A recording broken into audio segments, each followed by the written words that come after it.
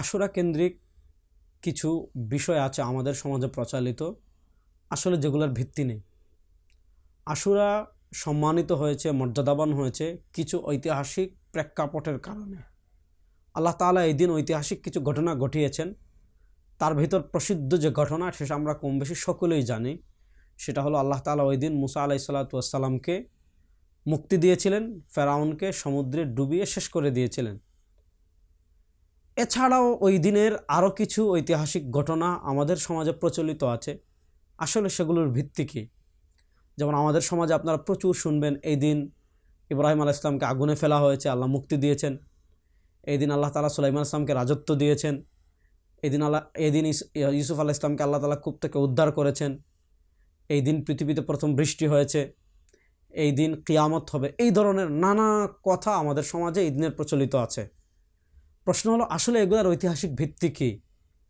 ঐতিহাসিকভাবে সহি সনদে এতটুকুই প্রমাণিত যে ওই দিন আল্লাহ তাআলা কী করেছেন, মুসা আলাইহিস সালামকে মুক্তি দিয়েছেন, ফেরাউনকে ডুবিয়ে মেরেছেন, এতটুকু প্রমাণিত। এর বাহিরে মুসনাদে আহমদ ইবনে হাম্বল আমার কাছে রয়েছে। মুসনাদে আহমদ ইবনে হাম্বলের 14 নম্বর খণ্ড 8000, মুসনাদে আহমদ ইবনে হাম্বলের 8717 নম্বর বর্ণনায় যেখানে আরেকটি কথা বৃদ্ধি হয়েছে, সেটা হলো লিআন্নাহু হাযাল ইয়াউম আল্লাযী নাজ্জাল্লাহু মূসা ওয়া বানী ইসরাঈলা মিনাল গরক ওয়া গররাকা ফীহি ফিরআউন ওয়া হাযা ইয়াউম ইস্তাওয়াত ফীহি সাফিনাতু আলাল জুদি ফাসামা নূহু ওয়া মূসা শুকরান লিল্লাহ। এই বর্ণনায় এতটুকু অংশ আছে যে মুসা আলাইহিস সালামকে যেমন আল্লাহ তাআলা উদ্ধার করেছেন, ঠিক তেমনিভাবে নূহ আলাইহিস সালামের যুগের প্রলয়ঙ্কারী যে বন্যা হয়েছিল, এই বন্যার পর আশুরার দিন তার জাহাজ জুদি পাহাড়ে আটকে গিয়েছিল।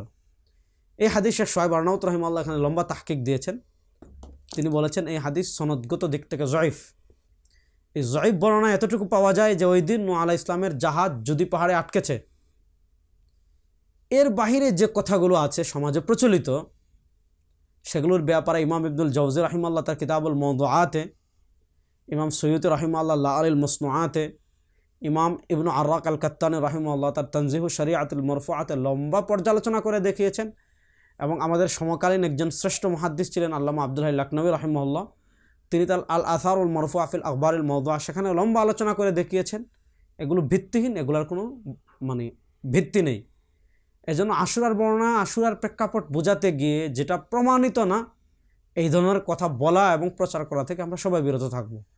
তবে আশুরায় আরেকটা ঘটনা ঘটেছে, সেটা রাসূলুল্লাহ সাল্লাল্লাহু আলাইহি ওয়াসাল্লাম দুনিয়া থেকে বিদায় নেওয়ার পর 61 হিজরিতে কারবালায় হযরত হুসাইন রাদিয়াল্লাহু তাআলা আনহুকে এই দিন অত্যন্ত নির্মমভাবে শহীদ করা হয়েছিল। এছাড়া আর যেদিন যত ঘটনা আছে এগুলো সবই জাল, এগুলো থেকে আমাদের বেঁচে থাকতে হবে। আল্লাহ তাআলা সব ধরনের মিথ্যা বানোয়াট বর্ণনা করা থেকে বেঁচে থাকা, আমাদের সবাইকে বেঁচে থাকার তৌফিক দান করুন। আসসালামু আলাইকুম ওয়া রাহমাতুল্লাহি ওয়া বারাকাতুহু।